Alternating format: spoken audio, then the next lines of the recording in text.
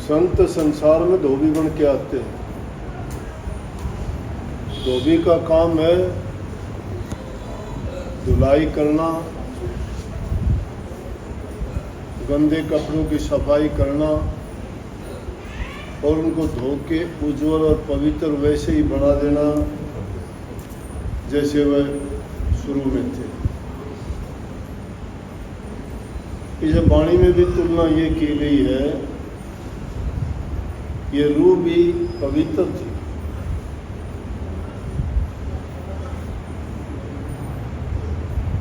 और संदेशा यही देती है इसमें कि संत संसार में जब प्रकट होते हैं और जिन रूहों को तलाश होती है अपने कल्याण की और जहाँ मालिक से जुदा होके आए थे उस धाम में वापस जाने की, इस 84 लाख के जन्म मरण के चक्कर से छूट जाने की, वो रूहें पुकार करके दूसरी रूहों को भी कहती है। सखी कहा गया ना कि आओ सतगुरु के दरबार चले, सुजान धोबी आया हो। सुजान कहते हैं बहुत समझदार हो।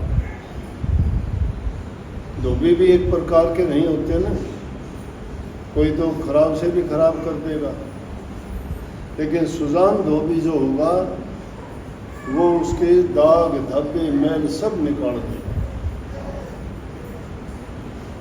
तो संत इस संसार में रूह को धोने के लिए धोबी के रूप में आते हैं और धब्बे किसके पड़ गए? इस रूह पर मल बक्से पर आवरण के पर्दे चढ़े हुए। जन्म जन्म से ये रूह कर्म करती आई है, उस कर्म का जो फल है, कर्म फल वो पूरा जो भोग नहीं पाई, वो कर्ज इसके सिर पर है। लेकिन पूरे गुरु जब मिल जाते हैं, उनकी शरण में रूह जब चली जाती है और उनसे जाके प्रार्थना करती है, सत्संग में जाके गुरु के वचन जो सुनती है, वो उसके उन पाप कर्मों को धो डालती है। अभी एक अनजान लड़की है, वैसे दो चिट्ठी में भी पढ़ रहा था कि राजस्थान से चित्तौड़गढ़ से आई है। उस लड़की ने यही बात लिखी है, जिनको इस संसार में दुख तकलीफ और परेशानियां होते हैं वो जानता है कि दुनिया क्या है, लेकिन हम सत्संग में जरूर आते हैं लेकिन मन का कपट नहीं धोते। मन में जो कपट रख के आते हो तो क्या सत्संग फायदा करेगा तुम्हारा? सत्संग में तो निष्कपट होके आओ, जैसे एक नाबालिग लड़की ने लिखा है। जो अपने आप को अनजान मूर्ख पापी दुष्ट अज्ञानी समझता है, उसका अज्ञान दूर किया जा सकता है। और जो अपने को चतुर चालाक समझदार ज्ञानी समझ के आता है, उसका कोई इलाज नहीं है, वो आए या ना आए। ये शरीर तो इसमें कहा है कि शरीर 5 तत्व से 3 गुण से बना हुआ है, लेकिन जब गुरु के दरबार में जाओगे तो गुरु तुम्हें उनको उन चीज़ों से छुटाने के लिए ज्ञान देंगे, अज्ञान मिटा देंगे, तुम्हारी विवेक की आंख खोल देंगे, अपने सत्संग वचनों से तुम्हें याद दिला देंगे तुमने जो वायदा किया था माँ के गर्भ में जब दुखी थे और कहते थे, जब याद थी इसको पुरानी बातें भी, परंतु जो इस संसार के माया देश में आया, काल देश में आया, भूल हो गई, सब चौपट हो गया। जो वादा किया था वो भी भुला दिया। वादा क्या था? हर रूह का वादा ये था कि मुझे बाहर निकालो, आपकी भक्ति करके मैं इसे मुर्दा घाट में दोबारा नहीं आना चाहता। दुनिया मुर्दा घाट है, कुछ नहीं है। ये जन्म लेते हैं, मर जाते हैं। 4 दिन के लिए सोचते हैं कि शायद हम सदा के लिए इस दुनिया में रहेंगे, कि हवा थोड़े दिन लगती है। कोई 10 साल में, कोई 20 साल में, कोई 30 साल में, कोई 50 साल में। मेहमान की तरह आते और चले जाते, फिर मुड़ के नहीं आते, उनके पैरों के कदमों के निशान भी नहीं मिलते, और ना ही उनका कोई किसी प्रकार की सहायता करने वाला है, ना मदद करने वाला है, ना बचाने वाला है। बचाने वाला आता है तो उसकी बातों को तो मानते नहीं, अनसुनी करते हो, क्योंकि वो जो बातें बताता है वो बातें तुम्हें पसंद इसलिए नहीं आती, तुम माया के गुलाम हो। तुम दुनियादारी की जो चीज़ें तुम्हें अपनाने का उनकी आदत जो पड़ चुकी है वो नहीं छोड़ना चाहते। बार बार मुंह पिटवाते हो, बार बार मुंह की खाते हो, बार बार ठोकर खाते हो, लेकिन फिर भी उसी जगह जाके घुस जाते हो। तो जो धोबिया तुम्हारे से ना पैसा लेता, ना धेला देता, ना मुफ्त में तुम्हारा धोता है, वो नहीं पूछता कि किसका कपड़ा है, तेली का है या हलवाई का है या किसी सेठ का है, एक ही भट्टी में सबके धोता है। वहाँ संतों के दरबार में सब बराबर होते हैं, राजा रंग, गरीब अमीर, छोटा बड़ा, कोई जाति प्रदेश का सवाल नहीं। और जो इस प्रकार के सवाल करते हैं वो संत नहीं, वो औरों को क्या बचाएंगे जो खुद ही सिगरेट तेल में पड़े हुए हैं। और संसार में सबसे बड़ा दुख इसी चीज का है। सावन का नाम क्यों लिया गया? सावन मस्त महीना होता है, बारिश होती है, ठंडी फुहार चल आती है, गर्मी की तड़प मिट जाती है, गर्मी के मौसम के बाद आकाश में बादल होते हैं, मौसम सुहाना होता है, हरे पेड़ होते हैं, नए पत्ते आते हैं, फूल आते हैं, महकता है सारी दुनिया। जब सारी आसपास का वातावरण जब खुशनुमा होगा तो हमारा हृदय भी खुश होता है। उसमें अनेक प्रकार से दुनियादारी के लोग में लड़कियां झूला झूलती हैं, गीत गाती हैं, और इसमें अपने प्रीतम के प्रति उनके दिल में एक नई प्रकार की उमंग होती है, वो मिलना चाहती है। क्योंकि प्यार जब दिल में पैदा होता है तो अपने पति से और पति अपनी पत्नी से, क्योंकि हर प्रकार की खुशी में ही इंसान जब खुश होता है तो सारी चीज़ याद आती है। जब दिल दुखी होगा इंसान का, उसको कोई चीज़ याद नहीं आती। तो संतों ने सावन के महीने को बहुत, वैसे तो सब ने, कवियों ने, लेखकों ने, इतिहासकारों ने इसको बहुत अच्छा बताया है। और इस सावन के महीने में कहते हैं कि बहार है। बहार उसको कहते हैं जो हर प्रकार से मन को शांति, सुख, खुशी देने वाली हो। तो इंसान का जीवन सावन का महीना है। इस इंसान के जीवन में अगर हमने सतगुरु की शरण लेके नाम की कमाई करके हमने कल्याण का रास्ता नहीं खोजा तो समझो कि हमने अपना सब खो दिया। इसलिए पहले जो वाणी कही थी कि कल की बात बीत गई, उसको याद ना करो। कल की बात वापस मुड़ के नहीं आनी। आगे की सुध संभाल लो, बचा हुआ है तुम्हें।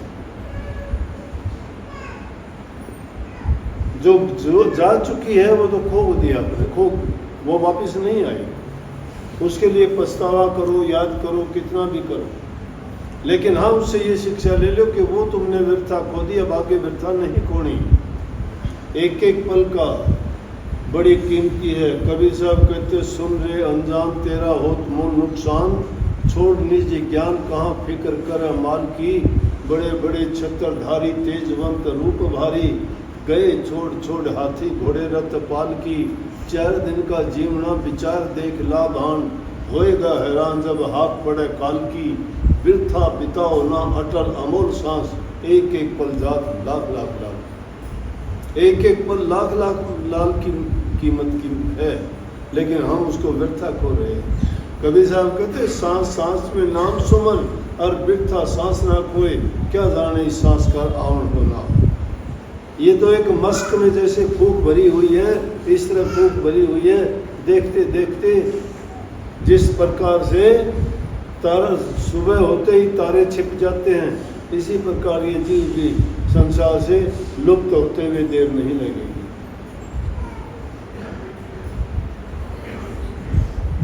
हमें करना चाहिए प्रभु को याद। किस लिए? किसी दूसरे के लिए नहीं, अपने लिए। हम दूसरों के लिए मरते हैं, बेटों के लिए ये कर दो। तो कल एक आदमी आया 62-63 साल की उम्र, उसमें ट्रॉली पे बैठा के लेके आया। बोले अजी एक दया करो, वहाँ बोलो। बोला थोड़ा और टाइम दो जीने के लिए। मैं कितने साल हो गए? बोला 62 साल का। मैं क्यों जीना चाहता है? अब तक सीखा नहीं। अच्छा बचपन बीता, अच्छी जवानी गई, ब्याह किया, शादी कर ली, संतान होगी, सब कुछ देख लिया, अब क्यों? 6-7 साल का पोता है, उसकी शादी दे। वह फिर भी नहीं छिकेगा, फिर भी नहीं छिकेगा। ययाति नाम का एक बहुत पुराने समय की बात है, राजा था। संसार के भोग भोगते भोगते बहुत लंबी उम्र थी, फिर भी उसके भोग भोगने की इच्छा पूरी नहीं हुई। अपने लड़के से कहने लगा कि बेटा तेरी उम्र जवानी की उम्र दे दे, मैं अभी भोग और भोगना चाहता हूँ।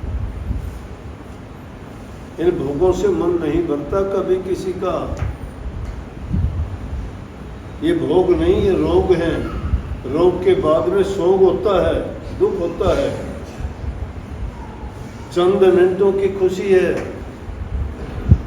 क्या कि जो ऐसी खुशी क्यों नहीं प्राप्त करते जो कभी खत्म ही ना हो, परंतु नहीं मानते। इसलिए अपनी चिंता करो, अपनी फिक्र करो।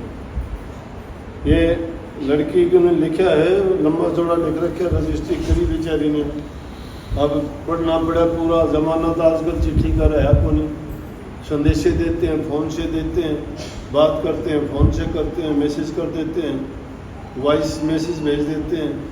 लेकिन आजकल ये 4-4 पन्ने, गरीब लड़की होगी बेचारी, उन्होंने कहा है राधा स्वामी, हे अनंत कोटि ब्रह्मांड नायक सत्य सिंधु अनामी महाप्रभु परम पुरुष पूर्ण धनी कुल मालिक राधा स्वामी दयाल परम संत सदगुरु हजूर कौम साहब जी महाराज के चरण कमलों में आप बच्ची का हाथ जोड़ दंडवत प्रणाम स्वीकार। मैं आपका सत्संग सुबह दोपहर रात को रोज सुनती हूँ। मुझे आपकी सत्संग से नई दिशा, नई बातों का भविष्य में उजागर कराती हैं। मेरे गुरु का चिरौली फैजाबाद में उनका स्थान धाम है। उनको 28-29 साल हो गए शरीर छोटे हुए को।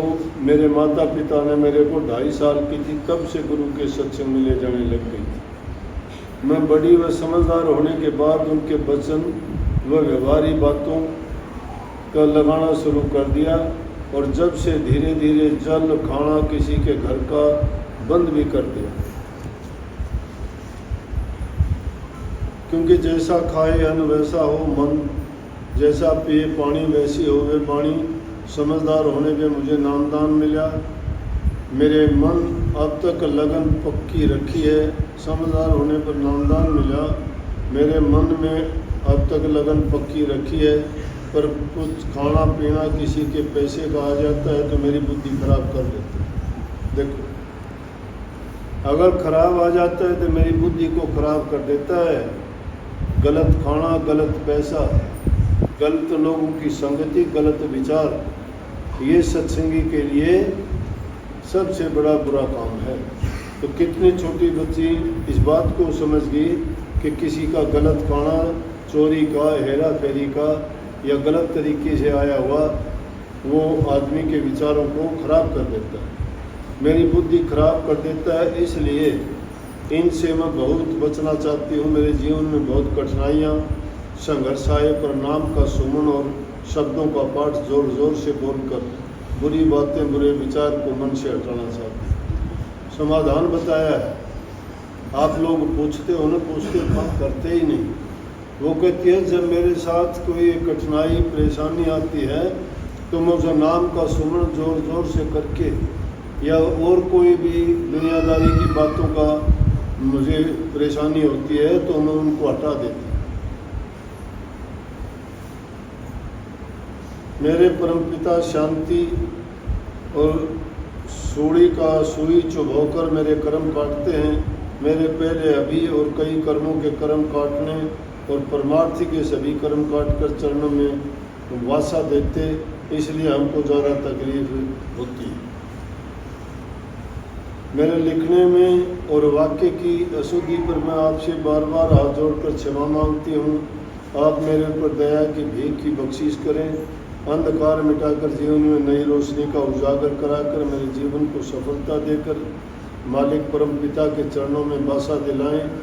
जब तक संसार में रहूं तब तक मेरा नाम, सत्संग, भजन, ध्यान, सुमन में मन लगन लगाए रखें और संसार के कर्म, संबंध, रिश्तों के शांति व दुख दरावे। और मेरी इच्छा है कि अंत समय मेरे सत्संगी का हाथ मेरे परम पिता नाम लेते ध्यान दर्शन करती रहूं।